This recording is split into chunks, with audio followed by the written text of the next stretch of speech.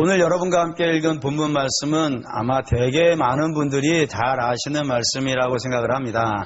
근데 이 말씀은 사실 좀 끊어 읽어오는 부분을 잘 하셔야 됩니다.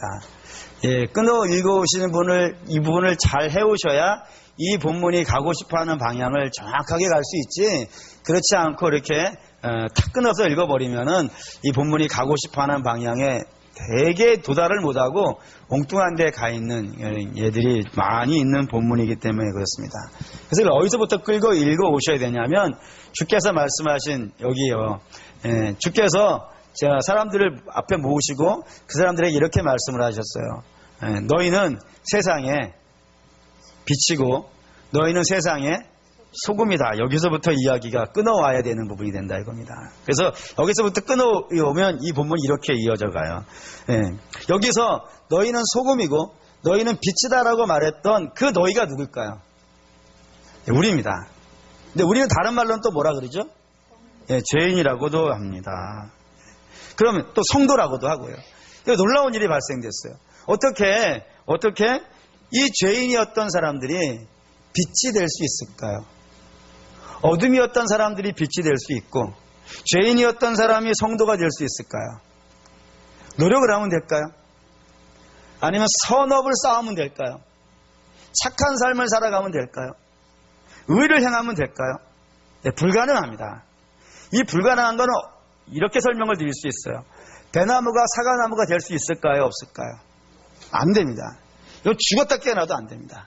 별의별 짓을 다 해도 안 됩니다. 걸음을 태산처럼 쏘도 안 되고, 물을 한강의 물들을 다 갖다 쏟아부어도 안 됩니다. 가지치기를 해도 안 되고요. 아무것도 안 됩니다. 근데 되는 방법이 딱 하나가 있습니다. 어떤 방법이 있을까요? 네? 되는 방법이 딱 하나가 있습니다. 뭐 이렇게 어렵게 생각하십니까? 하나님이 하시면 되는 겁니다. 그렇죠? 하나님은 창조주 하나님이시지 않습니까? 아무것도 없는 데서 만들어내신 분이 아니에요. 그분이 역사에 개입하시면 된다 이겁니다. 그래서 개입하셔서 중생의 씻음과 성령이 새롭게 하심으로요, 우리를 바꿔주시면 되는 거예요. 본질적으로 전혀 다른 새로운 존재로 하나님이 만들어주시면, 사과는 나무는 배나무가 될 수 있고 죄인은 성도가 될 수 있고 어둠은 빛이 될 수 있다 이겁니다. 그래서 성도가 거듭나고 성도가 중생하는 것이 성경에 나오는 기적 중에 최고의 기적입니다. 그것이 가장 놀라운 기적입니다. 근데 이 가장 놀라운 기적을 만난 거듭난 자, 중생한 자는 결국에는요, 거듭나지 않은 사람하고 본질적으로 다릅니다.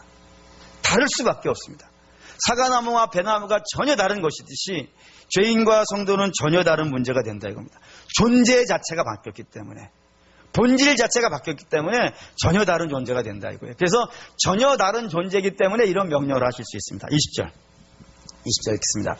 내가 너희에게 이르노니 너희 의가 서기관과 바리새인보다 더 낫지 못하면 결코 천국에 들어가지 못하리라. 여기에 이제 너희는 바리새인보다 나아야 한다. 너희 바뀌었으니까, 본질적으로 바뀐 자들이니까 너희는 바리새인보다는 나은 사람이 된다. 왜요? 바리새인은 거듭난 사람이 아니니까, 중생한 사람이 아니니까. 그런 사람들과 중생하지 않은 사람과 중생한 사람은 본질적으로 달라져야 된다 이겁니다. 그래서 어느 부분이 달라야 되냐면 51절 이하가, 5장 21절 이하가요, 예가 되는 거예요. 이게 이제 예로 등장하는 거예요. 그러니까 살인하지 말라는 것은 단독 본문이 아니고 너희 의가 바리새인보다는 나아야 된다라고 하는 그 명제예요. 그 말씀에 예화로 등장하는 것이 오늘 본문이 되어진다 이겁니다. 그래서 중생한 자와 중생하지 않은 자는 율법이라는 것을 이해하는 것이요, 다른 거예요. 율법을 이해하는 것이 달라요. 그러니까 중생하지 않은 자는, 바리새인은 율법을 이렇게 이해한다는 겁니다. 마태복음 23장 27절에서 28절 읽습니다. 화 있을진저 외식하는 서기관들과 바리새인들이여, 회칠한 무덤 같으니 겉으로는 아름답게 보이나 그 안에는 죽은 사람의 뼈와 모든 더러운 것이 가득하도다. 이와 같이 너희도 겉으로는 사람에게 옳게 보이되 안으로는 외식과 불법이 가득하도다. 여기 이제 거듭나지 않은 자, 바리새인들이 가지고 있는 율법이라는 것에 대한 이해가 무엇이냐면은 겉으로는요 훌륭하다 이거예요. 겉은 훌륭하다 이거예요. 하지만 속은요, 그 훌륭한 것과 전혀 관련이 없더라 이겁니다. 안 훌륭하다는 거예요. 온전치 못하다는 것입니다. 예, 그게 바리새인들이 가지고 있는, 다시 말하면 흉내 정도 내는 거야, 율법을. 율법의 진정한 의미는 알지 못하고 겉모습 정도만 흉내내고 있는 사람, 그걸 바리새인이라 그런다 이겁니다. 그래서 그 겉모습 정도만 흉내내는 것을 성경은 한 단어로 설명을 하죠. 그게 뭐예요? 그게 외식. 그걸 외식이라 그런다. 겉모습 정도만 흉내내는 거. 그리고 5장 21절에는 그 겉모습 정도만 흉내내는 외식이 어떤 것인지를 설명해 놨단 말입니다. 그걸 읽어보죠. 21절 있습니다. 옛사람에게 말한 바 살인하지 말라. 누구든지 살인하면 심판을 받게 되리라 하였다는 것을 너희가 들었으나. 여기 이제 제가 다른 색 글자로 성경을 이렇게 표시해 놓은 것이 있습니다. 이게 뭐냐면 요 문장이 하나로 묶으면 옛사람에게 말한 바 너희가 들었다. 요 말을 우리가 쓰는 말로 바꾼다 그러면 이런 겁니다.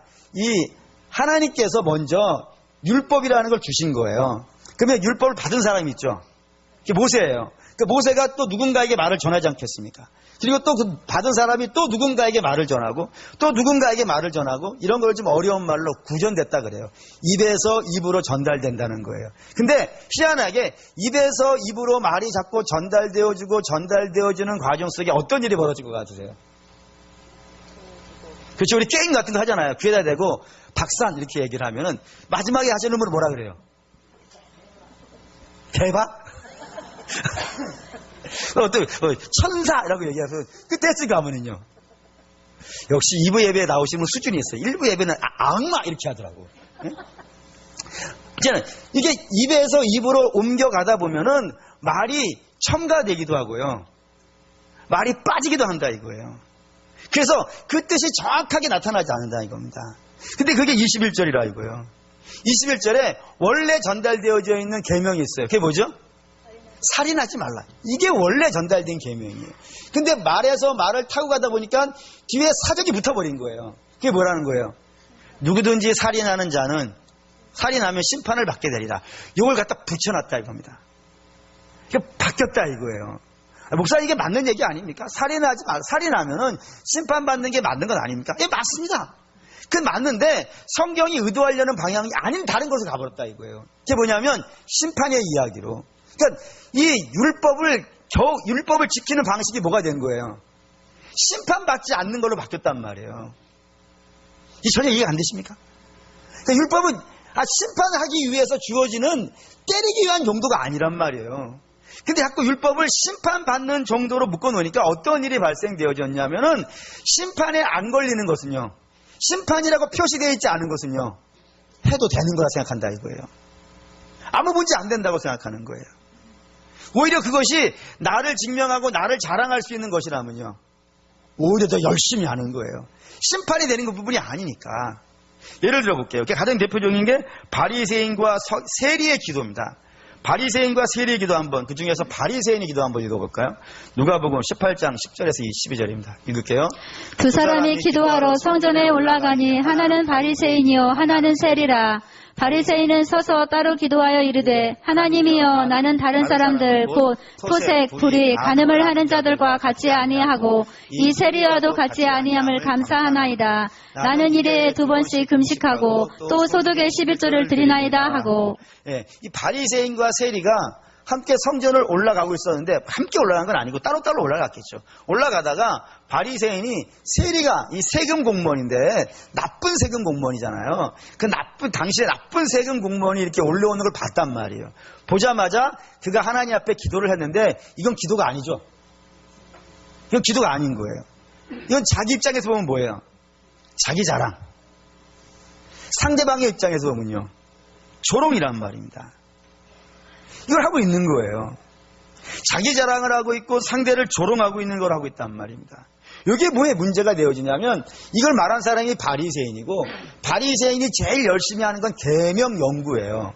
그래서 계명 연구할 때 제일 중요하게 다루고 있는 질문이 뭐냐면 계명 중에서 어느 계명이 제일 큽니까? 이 질문을 늘 한단 말입니다. 그래서 유명한 랍비들은 반드시 이 계명에 대해서 답을 해요. 그래서 그 바리새인이 예수님께 와서도 제일 큰 계명이 뭡니까? 라고 물어보잖아요. 그런 식으로 이 랍비들은 계명을 우열을 정해서 선포를 해준 것이 기본적인 임무란 말입니다. 근데 당시에 대부분의 랍비들이 계명을 정리할 때 두 가지로 정리를 하는 거예요. 가장 큰 계명이 두 가지니, 첫째는 하나님을 사랑하는 것이요, 둘째는요 이웃을 사랑하는 것이라고요.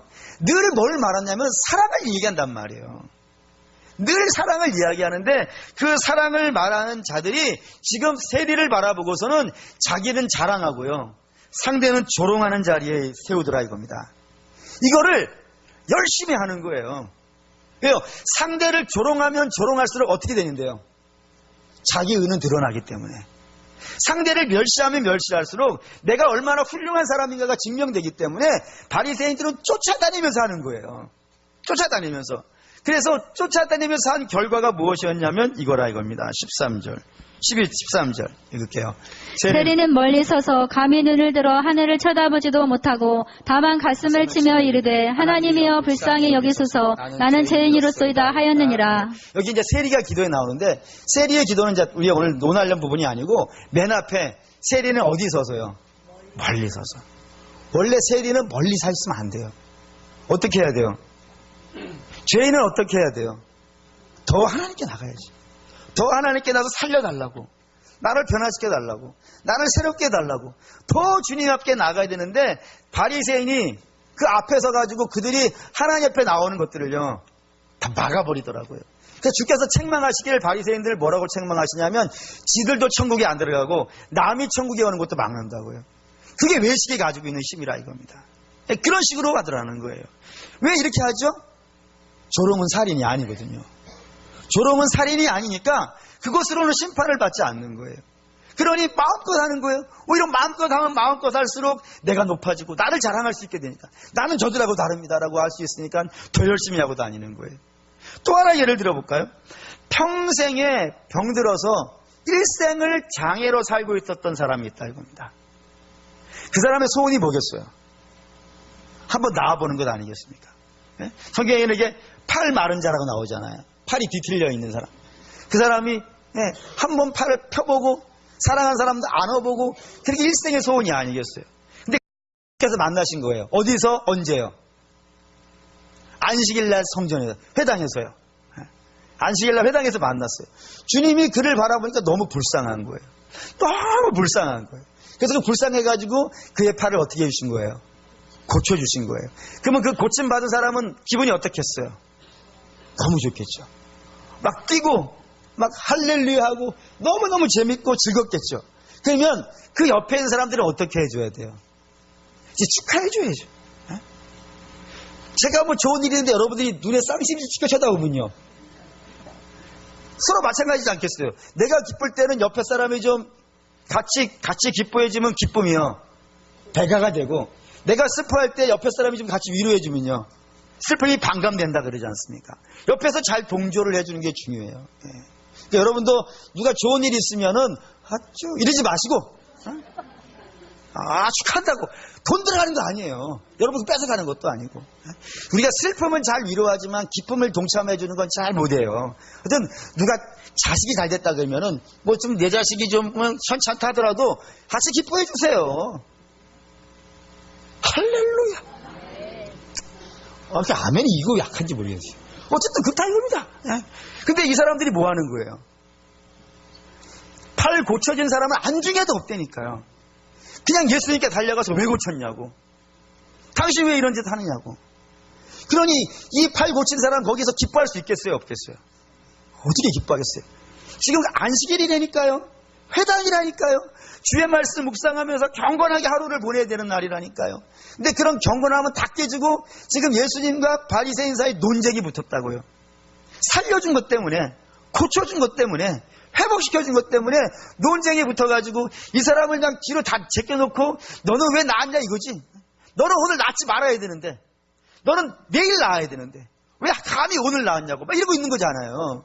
그러니 이 사람 입장이 어떻게 되겠어요? 그 기쁨은 다 온데간데 없어져 버리고 완전히 그냥 조롱의 대상이 되어지고 원망의 대상이 되어지고 이렇게 골치 아픈 상황이 되어졌다 이겁니다. 이게 문제가 안 되는 거예요, 바리새인은. 살인이 아니니까. 살인을 안 했으니까 심판받을 일이 없는 거예요. 심판받지 않으면 뭐든지 할 수 있는 그런 자리에 있었던 사람들이 바리새인이라고 성경이 이렇게 고발을 하고 있다고 합니다. 왜요? 그들은 율법이 뭔지를 모르니까. 왜 율법이 뭔지를 몰라요? 그래서 영적인 감각이 살아나지 않았으니까. 왜 영적인 감각이 살아나지 않았어요? 중생하지 않았으니까. 거듭나지 않았으니까. 그 감각이 없다 이겁니다. 근데 반면에 너희는요, 성도라 불리는 자들은요, 거듭난 자인 줄 믿습니다. 그 거듭난 자는 이거하고 좀 반대가 되어진다 이겁니다. 왜요? 우리는 존재 자체가 어둠에서 존재 자체가 빛으로 바뀐 사람들이니까. 완벽하게 달라진 사람이니까. 그것도 우리가 노력해서 된 것이 아니고 전적인 하나님의 놀라우신 은혜로 말미암아 변화되어져 있는 사람이라 이겁니다. 그 때문에 살인하지 말라라는 이 계명만 듣고도 이 계명이 가지고 있는 것이 단지 사람 죽이는 정도의 문제가 아니라 더 깊은 내용들이 있고, 또 하나님 우리에게 전달하시려고 하는 메시지를 그거를 묵상하고 하나님께 묻고 하나님께 답을 얻어서 그 주신 답을 따라서요, 그 계명을 행해야 되는 사람이라는 것입니다. 그런 개념이라. 그래서 22절이 등장하는 거예요. 22절 읽겠습니다. 나는 너희에게 이르노니 형제에게 노하는 자마다 심판을 받게 되고 형제를 대하여 라가라 하는 자는 공회에 잡혀가게 되고 미련한 놈이라 하는 자는 지옥불에 들어가게 되리라. 여기 이제 세 가지가 등장했다 이거예요. 거기에 형제에게 노하는 사람, 나가라고 불리는 사람, 형제를 나가라고 불리는 사람, 또 형제에게 미련한 사람이라고, 미련한 자라고 이야기하는 사람. 이 세 가지가 다른 식의 표현이 되어 있지만 내용인즉슨 하나예요. 하나. 단지 반복하고 있는 거예요. 똑같은 단어를 좀 바꿔서, 단어를 좀 바꿔서 맛있다 또는 맛깔나다 또는 어쨌든 그런 거 있잖아요. 똑같은 말을 다른 말로 좀 바꿔서 반복하면서 뭐 하려고 그러는 거예요? 강조하려고. 중요하다는 사실을 강조하려고 반복하는 거니까. 나머지는 알잖아요. 형제에게 노한다는 말과 형제에게 미련하다는 말이 뭔지는 아니까 라가라는 말로 설명을 할게요. 라가는 뭐냐면 우리식으로 말할게요. 그냥 우리식으로 정확하게 100% 정확하게 번역을 하겠습니다. 라가라는 말은 뭐냐면 밥통입니다. 밥통이 뭐죠? 쿠쿠입니다. 이렇게 하면 안 되는 거예요. 밥통은 뭐를 밥통이라 그러냐면, 사람은 머릿속에 원래 뭐가 들어있어야 돼요? 뇌가 들어있어야 돼요. 근데 밥통은요, 머릿속에 뇌가 안 들어있고 뭐가 들었다는 거예요? 밥이 들었다는 거예요. 놀라운 일이에요. 어떻게 밥이 들을 수 있겠습니까? 그래서 의역하면 이렇게 되는 거예요. 빈머리다 이거예요. 머릿속에 비어있고 생각이 없고 한심하다 이거예요. 미련하기 짝이 없다, 바보다, 뭐 이런 식으로 의역되어 줄 수 있는 것이 라가라고 하는 단어라 이겁니다. 네. 이거를 주께서 뭐라 그러시냐면 살인하고 똑같이 얘기하시는 거예요. 왜요? 살인이니까 그게 살인이라 이겁니다. 근데 여러분, 이게 언제, 이 형제를 향해서 밥통이라고 할 때는 언제 그러나요? 이때가 있어요. 아무 때나 그러는 것이 아니라 상대의 인격을 무시하려고 할 때, 그렇죠?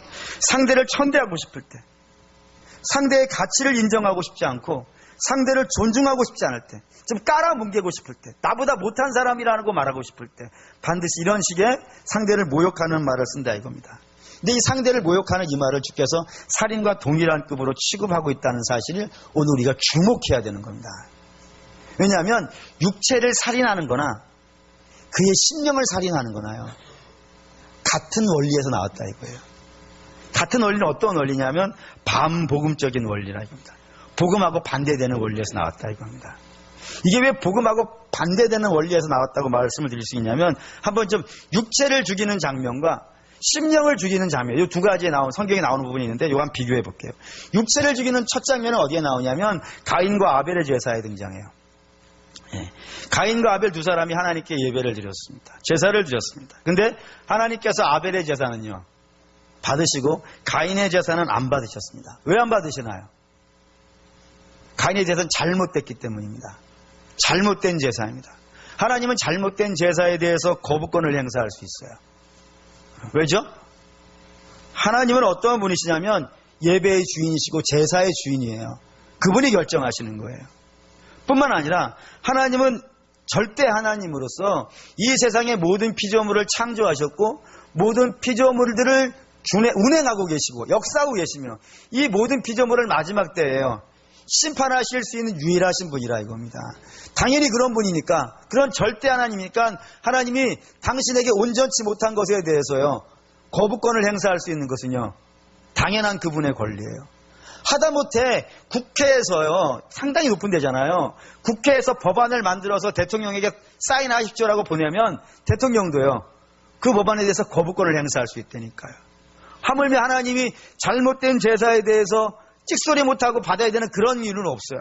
잘못된 것에 대해서는 안 받아라고 말씀하실 수 있는 권리가 당연히 하나님에게 가지고 계시는 권리라 이겁니다. 그래서 내가 하나님께 거부를 당했다 그러면은 내가 왜 하나님께 거부당했는지를 생각을 해야 되겠죠. 내 예배를 왜 하나님이 안 받으셨는가에 대해서 돌아봐야 될 것 아니겠어요. 그리고 그것을 발견해서 하나님께 묻고 발견해서 어떻게 해야 되는 거예요? 회개하고 고쳐야 되는 거예요. 근데 이 가인은 회개도 하지 않고 고치지도 아니하고 뭐하고 있다고요? 분내고 있다고요. 분내고 있으니까 하나님이 가인에게 가셨어요. 가인에게 가셔가지고 4장 5절에서 7절을 말씀하십니다. 뭐라고 얘기하신지 읽어보시죠. 가인과 그의 제물은 받지 아니하신지라. 가인이 몹시 분하여 안색이 변하니 여호와께서 가인에게 이르시되 네가 분하여 함은 어찌 됨이며 안색이 변함은 어찌 됨이냐. 네가 선을 행하여 어찌 낯을 들지 못하겠느냐. 선을 행하지 아니하면 죄가 엎드려니느니라. 죄가 너를 원하나 너는 죄를 다스릴지니라. 주께서 뭐라고 하셨냐. 너 왜 하느냐 이거예요. 너 왜 얼굴 빨개졌냐 이거예요. 왜 너 뭐 뚜껑이 열렸고 왜 너 머리에서 김 모락모락 나냐 이거예요. 네가 제대로 했으면, 네가 똑바로 하나님이 기뻐하시는 제사를 드렸으면 내가 왜 안 받았겠냐 이거예요. 너는 제대로 하지 못해놓고 왜 분내고 있느냐. 너 자꾸 이렇게 분내다 보면 열내고 있으면은 죄가 지금 네 잡아먹으려고 눈앞에 와 있는데, 문 앞에 와 있는데 너 계속 그런 식으로 하면 너 잡아먹힌다. 그러니 조심하라 라고 경고를 하셨다고요. 그러면 이런 경고를 받았으면 당연히 이게 내 잘못이구나. 내가 선을 행하지 못하여서, 하나님이 여기 선이라는 건 착하다는 말이 아니라는 거 아시죠? 성경에서 선이라고 하는 것은 하나님의 기뻐하시는 대상이 된다 이거예요. 하나님이 기뻐하시는 제사를 드리지 않은 것에 대한 자기의 잘못이라는 것을 인정하고 고쳐야죠. 근데 가인은 고칠 생각은 절대로 하지 않고 뭐 하는 거예요? 모든 책임은요 아벨 때문인 거예요. 아벨 때문인 거예요. 저 아벨이라는 녀석 때문에 내가 문제가 된 거예요. 그러니 내가 문제가 안 되려면 뭐만 하면 되는 거예요? 아벨만 없애면 되는 거예요. 아벨은 태어나면 안 되는 애였어요. 태어나가지고 나를 힘들게 하고 있는 거예요. 이 세상에 없는 게 나를 위해 도와주는 거예요. 그래서 아벨을 죽인다 입니다. 다시 말하면 자기는 높이고요, 상대를 깔아뭉기는 데에서 살인이 시작되고 있는 장면을 우리가 오늘 보고 있더라 이겁니다. 살인은 거기서 시작이 되는 거예요.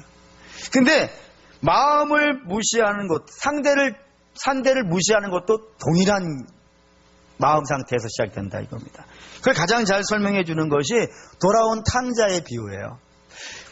돌아온 탕자의 비유에는 세 사람 나오죠. 아버지, 맏아들, 그리고 둘째 아들. 한 명 더 나오네요. 그렇죠. 이방에 있는 뭐 이런 사람이 있어요. 어떤 중요한 사람은 세 사람이 나와요. 그 중에 주인공이 누굴까요? 대개 물어보면 꽤 많은 성도들이 아버지라고 이야기합니다. 그래서 아버지의 크신 사랑, 이런 걸 나타내는 본문 아니겠습니까? 뭐 일면 타당성이 있기는 해요. 또 어떤 분은 이렇게 얘기도 하게요. 그 둘째 아들일 겁니다. 그 회개하고 돌아오면 하나님이 받아주신다는 뭐 이런 얘기 아니겠습니까? 뭐 일면 그런 내용도 들어있긴 했어요. 근데 이 본문의 실제의 주인공은 맏아들입니다. 왜 맏아들이라고 단호하게 말씀드릴 수 있냐면 시작이 이렇게 됐기 때문에 그래요. 누가복음 15장 1절 2절입니다. 15장 1절 2절 있습니다. 모든 세리와 죄인들이 말씀을 들으러 가까이 나아오니 바리새인과 서기관들이 수군거려 이르되 이 사람이 죄인을 영접하고 음식을 같이 먹는다 하더라. 여기 이제 예수님이 죄인과 세리와 함께 밥을 먹고 있었단 말이에요. 그때 이 바리새인과 서기관이 찾아와서 수군거리는 거예요. 어떻게 너희 선생이 랍비라고 하는 자가 죄인과 세리와 함께 앉아서 밥을 먹고 있느냐? 라고 하고 수근수근 대고 있는 거예요. 근데 그 수근수근 대고 있는 이야기를 예수님이 들으셨다고요.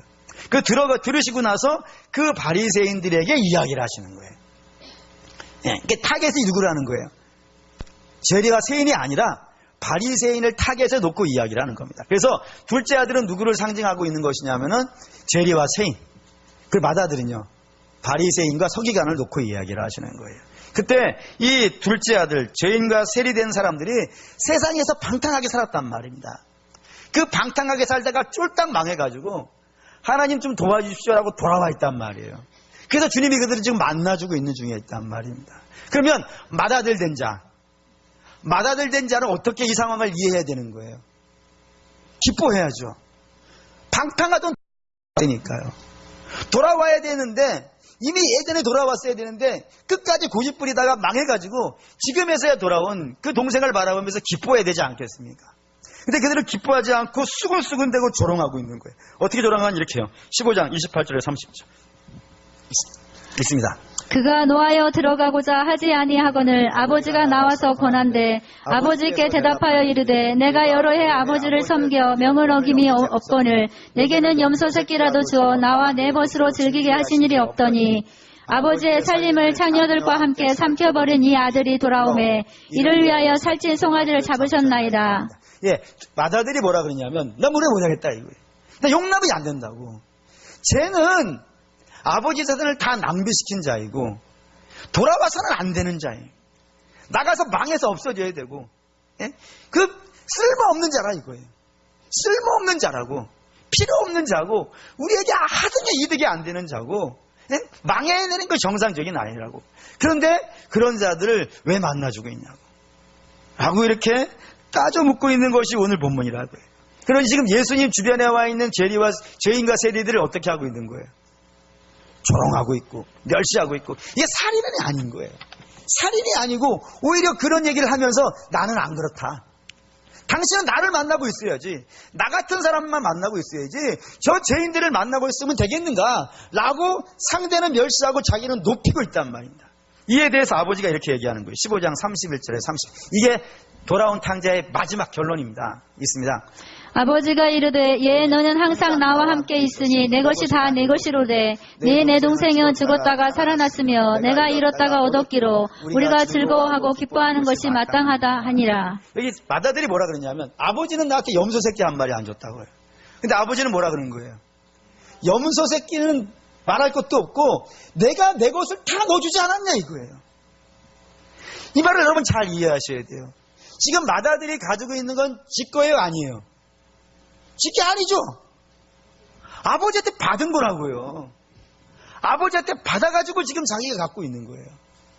그런데 지금 이제 살 길이 없어서 방법이 없어서 더 이상 어디 비빌 언덕이 없어가지고 돌아와 있는 자.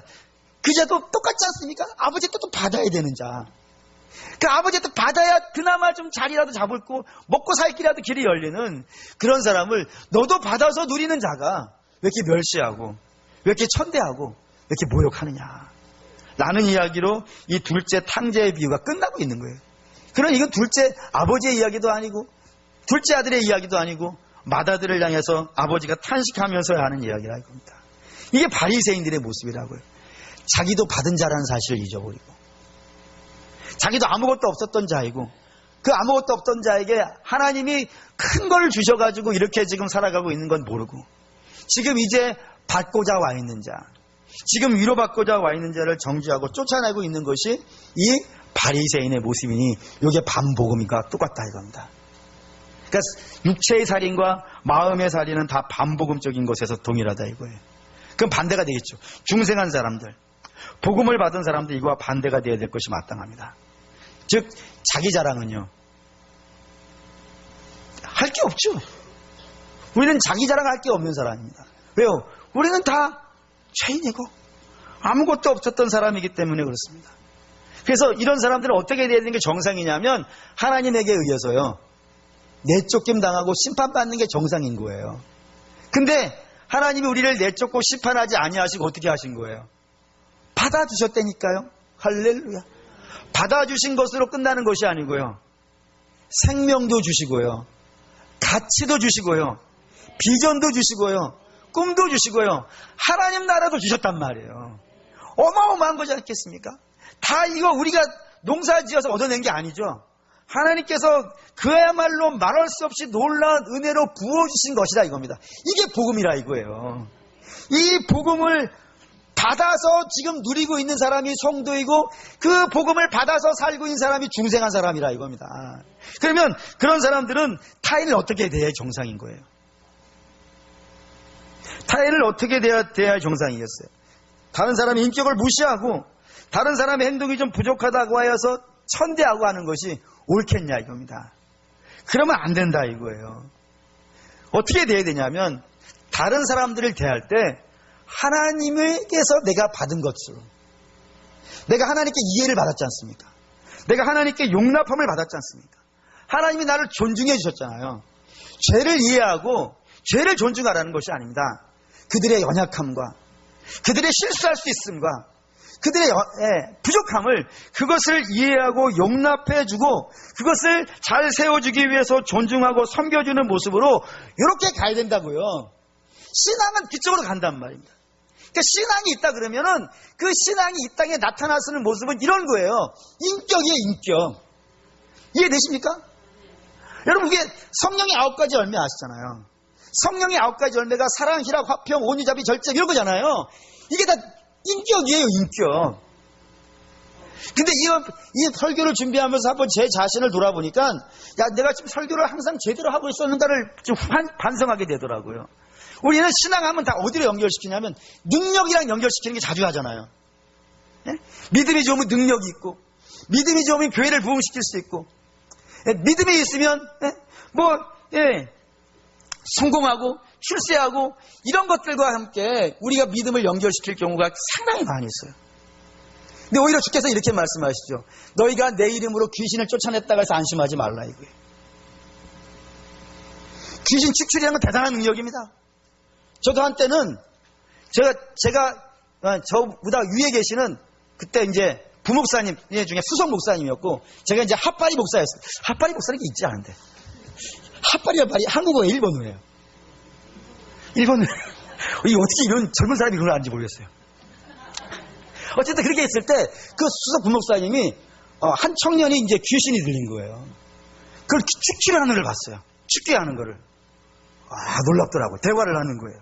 머리에 손을 얹고. 야, 그래서 집에 돌아와가지고 그때부터 작심기도를 했어요. 하나님, 제게 믿음이 있다는 걸 인정하시려면은 저도 저렇게 귀신을 쫓아낼 수 있는 능력을 주시옵소서. 제가 있을까요, 없을까요?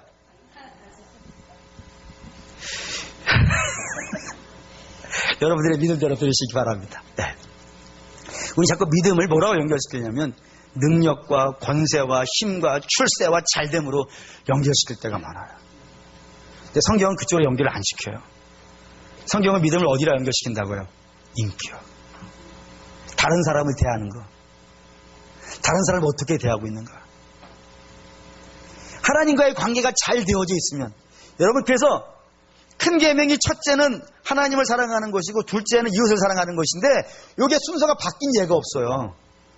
첫째는 이웃을 사랑하는 것이고 둘째는 하나님을 사랑하는 것이다, 이렇게 불린 적이 없어요. 항상 첫 번째는 뭐예요?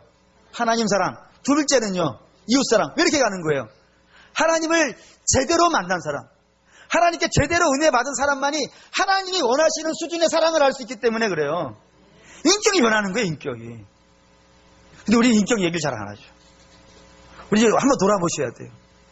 내가 믿음이 있다는 사실을 뭘로 확인하고 있는지, 내가 거듭나고 하나님의 복받은 사람이라는 걸 뭘로 알고 있는지. 그래서 우리 부흥회가 참 조심스러운 거예요. 부흥 강사들이 와가지고 내가 신앙생활을 열심히 하고 기도를 많이 했더니 우리 아들을 대학 서울대 보내주셨습니다. 자꾸 이쪽으로 연결시키니까 나는 믿음이 없어 보이는 거예요. 그쪽이 아니라니까요. 물론 하나님이 그걸 주실 수 있어요. 그걸 주실 수 있지만 그걸 어떤 사람에게 주시는 것이고, 하나님이 모든 사람에게 주시는 성령의 9가지 열매는 인격의 변화예요. 인격의 변화. 중생하면 인격이 변한단 말이에요. 여러분 한번 돌아보셔야 돼요. 내가 인격이 변화되고 있는지, 내가 다른 사람을 대하는 태도가 바뀌고 있는지, 여러분 돌아보실 수 있는 저와 여러분 되시길 바랍니다. 근데 문제는 여기 있어요. 거듭나고 중생한 자이지만 아직 우리는요, 완성된 자는 아니라는 거예요. 완성된 자가 아니기 때문에 때로 살다가 보면 말이죠, 문제가 생기기도 하고 때로 싸울 일도 있어요. 싸우면 안 되는 거 안단 말이에요. 싸우면 안 되는 데인 거 알면서도 불구하고 훅 한번 올라올 때가 있고 거친 말을 쏟아낼 때가 있다 이겁니다.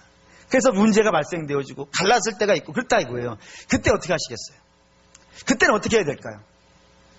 오늘 23절에서 25절에 주께서 이런 상황이 되면 너희는 빛이니까 절대로 인격적으로 훌륭해야 되는데 아직 완성된 자가 아니어서 때로 문제가 발생되어졌을 때 이렇게 하라고 되어져 있는 내용이 있다 이겁니다. 23절에서 25절에 주께서 두 가지 상황을 예시로 이야기하는 거예요. 하나는 어떤 상황이에요? 성전에 올라가다가 예배하러 가다가라는 상황이고 또 하나는 형제와 길을 걷다라고 하는 상황이에요. 근데 이 상황이 아주 재밌어요. 어떻게 재밌냐면 이걸 그냥 다른 이야기를 하려고 하면 본질적인 이야기를 하려면 좀 많이 이야기해야 되니까 오늘 앞에 우리 본문에 충실해서 한번 이야기하면 이런 거예요. 성전에 올라가서 예배 드릴 때는 언제겠어요? 주일이죠. 목사님 저는 새벽에도 오는데요. 아 훌륭하신 분입니다. 그럼 예, 훌륭하신 분들입니다. 근데 일반적으로 우리가 예배 간다 그러면 주일날 가는 거잖아요. 예, 그러니까 성전에 예배 올라가는 건 주일날. 그리고 형제하고 길을 걷는 것은요. 평일날. 그러니까 이건 두 개를 합치면 어떻게 되겠어요? 매일매일. 그리고 어디서나가 되겠죠. 교회에서든지 세상에서든지. 매일매일 어디서든지 너희에게 너의 마음에 24절 그리고 나서 이제 읽어보시죠. 23절. 이상 읽겠습니다. 그러므로 예물을 제단에 드리려다가 거기서 내 형제에게 원망 들을 만한 일이 있는 것이 생각나거든. 여기 여러분들이 줄을 그어야 되는 게 어디냐면 생각나거든입니다. 생각나거든. 이게 중요한 말이에요. 이게 왜 중요한 말이냐면 주께서 이렇게 말씀하시지 않았다는 거예요. 너희가 생각하여. 생각나거든. 다르죠? 어떻게 달라요? 생각하는 건 내가 하는 거잖아요. 생각나는 것은요. 이게 수동태란 말이에요. 어떻게 생각이 나는 거예요? 하나님이 그에게 생각나게 하셨다 이거예요. 하나님이 너에게 누구하고 분쟁하고 누구하고 시비 붙고 누구하고 싸우고 이런 것들이 생각나게 하거든 어떻게 하라고요? 네가 먼저 가서 손 내밀어라 이거예요. 잘잘못 따지지 말고 네가 먼저 가서 손 내밀어라. 이렇게 말씀드리면 아마 대부분의 분들 중에 어떤 분들이 이런 마음 가지신 분 있을지 모르겠어요. 아마 없다고 생각하지만 아니 왜요 내가? 잘못 저 사람이 했는데 저 사람이 나 먼저 때렸어요. 저 사람이 나한테 모진 말 먼저 했어요. 내가 먼저 왜 손 내밀어야 돼요? 라고 하실 수 있습니다. 저는 그렇게 말하시는 분들 이해합니다. 충분히 납득도 합니다. 그럴 수 있다고 생각합니다. 근데 한번 잠깐 그 지점에서 벗어나서 한번 돌아보시죠. 이거 성도만 할 수 있습니다. 성도만 가능합니다. 떨어져서 생각하는 건 성도만 가능합니다. 뭘 생각하냐면 이겁니다. 하나님과 우리가 갈랐었을 때 누가 먼저 같이 살자고 손 내밀었습니까? 우리가 하나님께 손 내밀어서 같이 살자고 했습니까? 아니 하나님이 우리에게 같이 살자고 손 내밀어 주셨습니까? 뿐만 아니라 우리가 죗값을 지불하지 못해가지고 헉헉거리고 있을 때 그 죗값을 우리가 지불했습니까? 하나님이 우리와 관계없이 먼저 지불해 주셨습니까? 그렇죠? 하나님이 항상 먼저 하셨다 이겁니다. 그래서 그게 복음입니다. 주께서 먼저 손 내밀으셨다고요. 그래서 그분이 네가 먼저 손 내밀으라 하는 것은 억울하게 하기 위해서 그러시는 것이 아니고요. 주님의 마음을 가지고 있기 때문입니다. 그렇죠? 주님의 마음을 가지고 있다고요. 네. 주께서 인정하는 마음을 가지고 있다고요. 너는 할 수 있으니까. 쟤는 못할 것 같은데 너는 할 수 있을 것 같으니까. 그러니까 여러분에게 주께서 생각나게 하셔서 먼저 손 내밀으라고 얘기하시면 하나님 왜 제가 먼저 해요? 그러지 마시고 오히려 감사하셔야 돼요. 하나님 날 인정해 주셨으니까. 이 잘 이해가 안 되시나요? 이렇게 얘기할게요. 여러분 집에 두 아이가 있습니다. 하나는 20살짜리 대학생이고 하나는 이제 2살짜리 어린이에요. 얘네 둘이 싸웠어요. 목사님 20살짜리와 2살짜리가 싸울 수 있어요? 예, 싸울 수 있어요. 집에 다 보셨죠? 형제간에는 나이가 문제가 아닌 것 같아요. 그냥 나이 털이 아무리 많이 나도 막 지들끼리 치고받고 싸워요. 그때 여러분들이 2살짜리 애를 갖다 놓고 얘야 네가 동생이니까 형한테 잘못했다고 얘기해. 이렇게 얘기할 사람을 본 일이 없어요. 다 누구한테 얘기해요? 네, 형한테 얘기해요. 네가 형이잖아. 2살짜리 제가 뭐를 하냐. 그래서 제가 잘못했더라도 네가 좀 용납해주고 받아줘. 같이 놀아줘. 어떻게 하냐고요? 제가 받아들입니다. 늘 들었어요. 늘. 네가 오빠지 않냐. 네가 형이지 않냐. 먼저 네가 해라. 이런 얘기 너무 많이 들었더니 그런 것 같아요. 근데 그게 아버지가 저를 인정해 주는 거라 생각합니다. 사랑하는 믿음의 성도 여러분, 주께서 그렇게 하시라는 거예요. 그렇게 해라. 네가 할 만해서 얘기하는 거야. 너는 나를 알고 내 마음이 너 안에 있고 너는 은혜 받은 자이고 너는 성령 충만한 자니까 내가 너를 좀 신뢰하니까 네가 먼저 그걸 하라 라고 주께서 권면하시는 내용이라고 되어져 있다 이겁니다. 그리고 사랑하는 믿음의 성도 여러분, 살인하지 말라는 것은 단지 사람 목숨 정도 노리는 것이 아니고 뿐만 아니라 그 심판을 피하기 위해서 겉모습으로만 하는 척하는 그런 내용을 하라는 것이 아니라 그 안에는 상대를 존중하고 이해하고 받아주고 분쟁이 있을 때 손 내밀어주고 이렇게 하라는 것을 다 포함해서 한 단어로 설명한 것이 살인하지 말라라는 것으로 대표되어 있는 말씀이라 이겁니다. 그리고 이렇게 다른 사람을 인정해주고 용납해주고 격려해주고 품어주고 그런 곳에는요 살인은 없어요.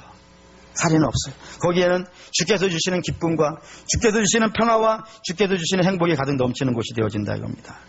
그러면 이런 아름다운 것이죠. 이런 아름다운 것을 우리가 어떻게 이뤄나갈 수 있을까요?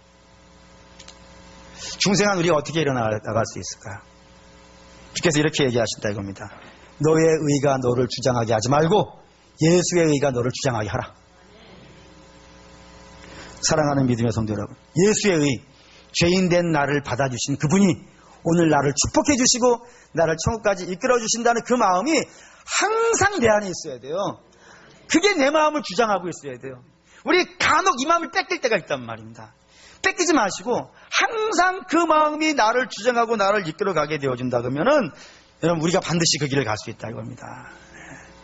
그리고 사랑하는 믿음의 성도 여러분, 악한 자에게 여러분 마음 뺏기지 마십시오.